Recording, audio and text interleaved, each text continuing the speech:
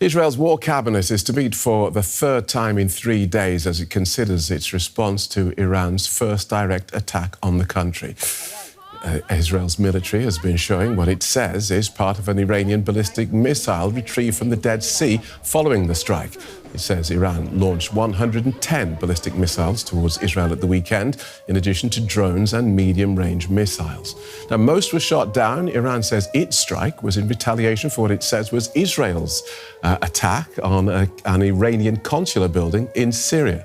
And governments around the world are calling for both sides to show restraint, with Iran's President Ibrahim Raisi warning that any response by Israel would have extensive and painful consequences. Let's look at this with Meir Javedanfars, who's an Iranian-Israeli political analyst and lecturer at the Reichman University in Israel. He joins us from Tel Aviv. Welcome to DW.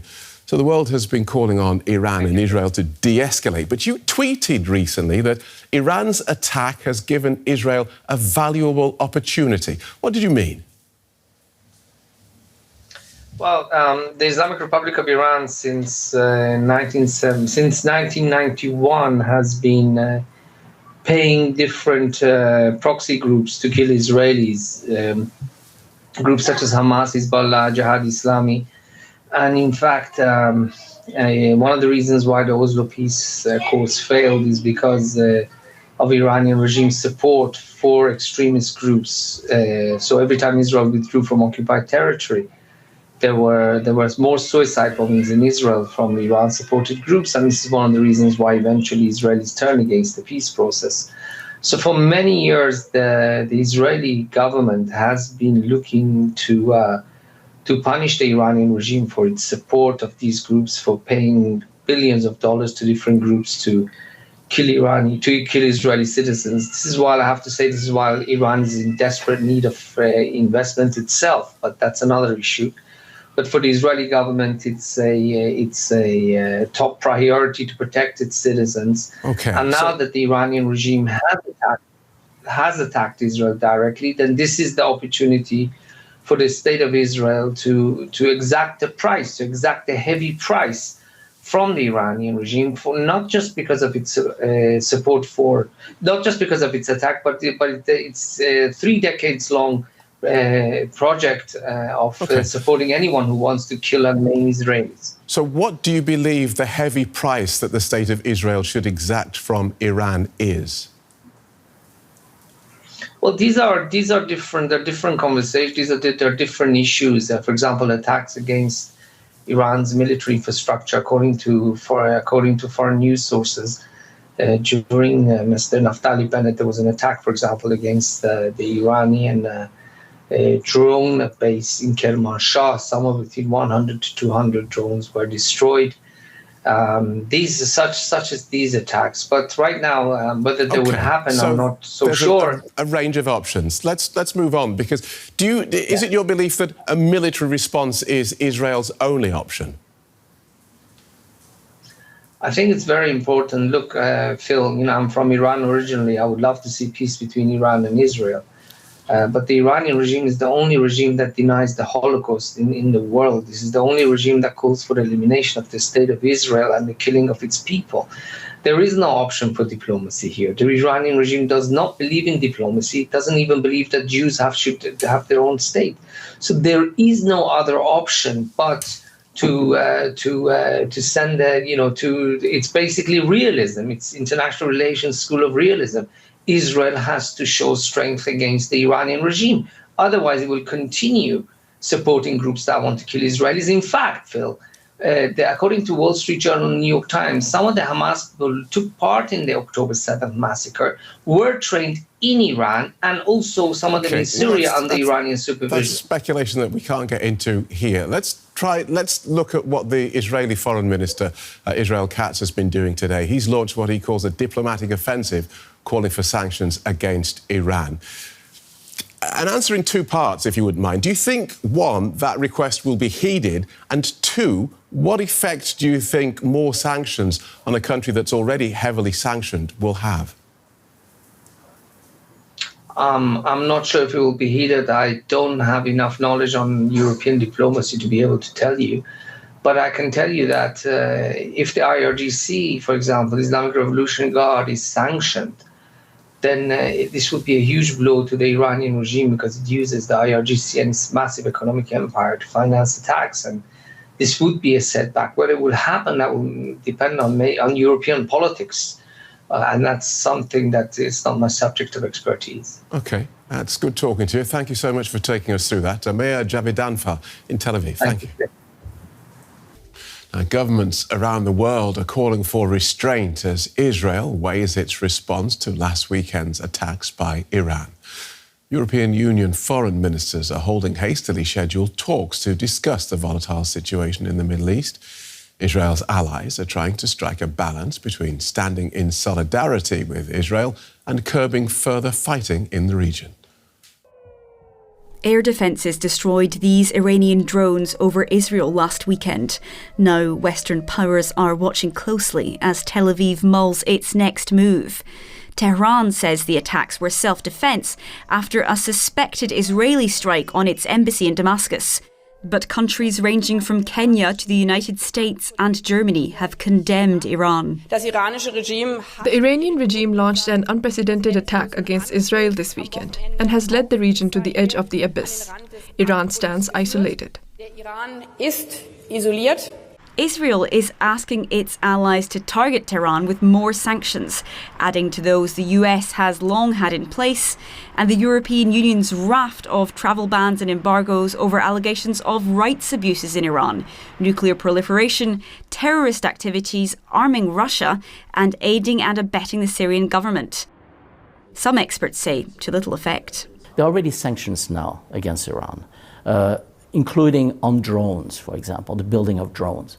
Well, that certainly hasn't stopped the Iranians to, produce hundreds of them. I cannot sufficiently stress how we're on the knife edge of big geostrategic changes. Many now fear Israeli retaliation could spark an even wider regional conflict, prompting Western leaders to ask Tel Aviv to exercise restraint. The US has warned it won't take part in a military counteroffensive, and the EU is calling for calm. We want to continue our work to de-escalate. This is something, because we said very clearly, not only in the aftermath of what happened last week, but already before, that the regional escalation will benefit no one.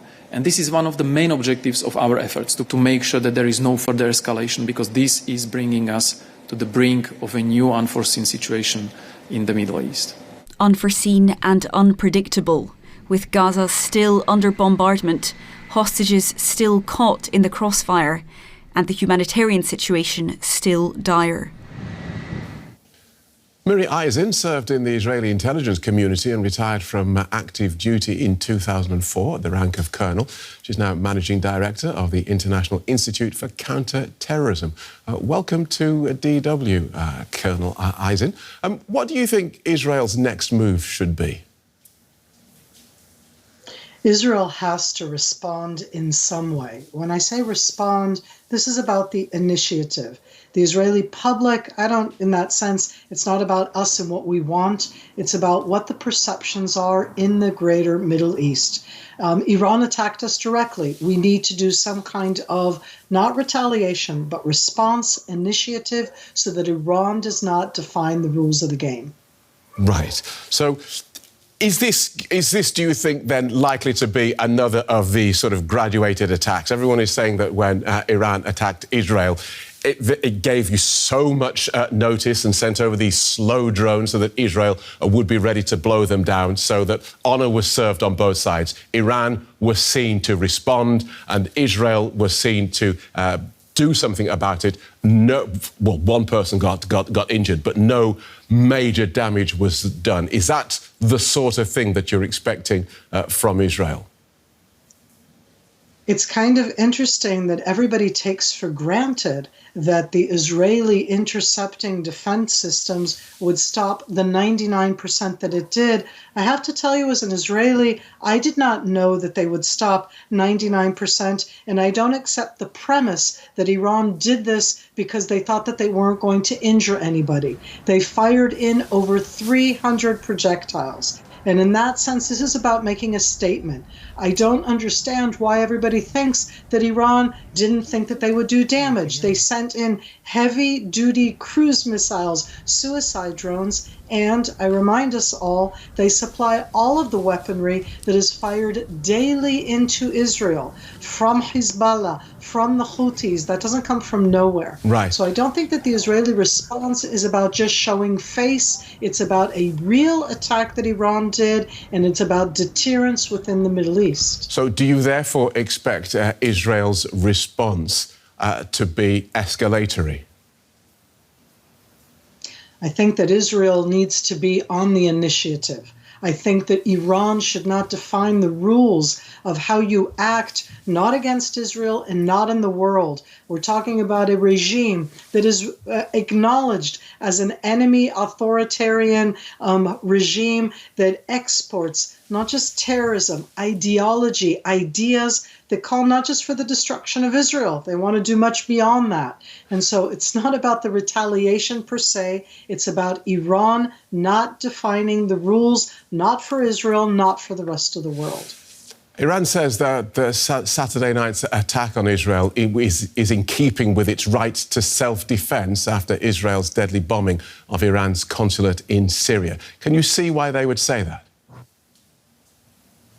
I think that Iran is exceedingly good at trying to frame the information warfare where they are a legitimate member of the international community. And I'll ask all of the viewers right now, is a country that calls openly, Khamenei, you can show him also, the supreme leader, calls openly for the destruction of the state of Israel. He didn't do that after the April 1st attack. He does that every single week in his weekly sermon. A country that exports capabilities, ideas, ideology, weapons, all of the different things that we're seeing in the Middle East. This is not just something of self-defense. Iran has been attacking Israel and participating in the war against Israel for years, not since April 1st with the alleged Israeli attack against their Iranian Revolutionary Guard fighters who were inside Syria.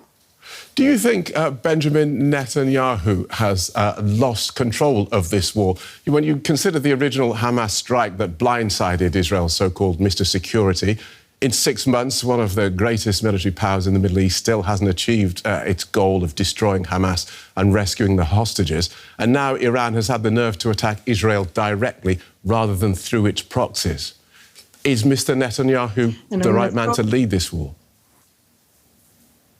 So you asked about Netanyahu, and I'm asking you again about the premise in that sense of what you said. I'm here inside Israel right now, and that's turning the horrific attack that Hamas did against Israel being about Prime Minister Netanyahu. I'm not a supporter of Prime Minister Netanyahu, and he knows that. And yes, he has sold himself as Mr. Security. But the colossal failure of October 7th is not only Netanyahu's. And I would even go so far to say that the policy of any alternative government when it comes to security will not be very different from Prime Minister Netanyahu. He has additional people within the government. Everybody likes to quote the extreme elements, but those are politicians making statements. They're not necessarily the ones who make the decisions in the security cabinet.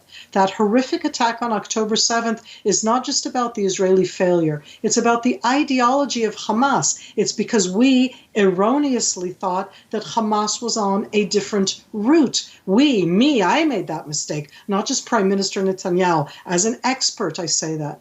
And because of that, I do think that we are trying as hard as we can to attack Hamas, and we're not destroying it in that sense because we're both trying to acknowledge and understand the loss of life that is happening within the Gaza Strip because of the way that Hamas built themselves. So there is no easy resolution. It wasn't about solving it. Taking 250 hostages is what a terror army does. There is no easy way out of it. Hamas view the hostages as collateral damage, as bargaining chips. They don't see them as human at all. Thanks for joining us, Miri Eisin from the International Institute for Counterterrorism.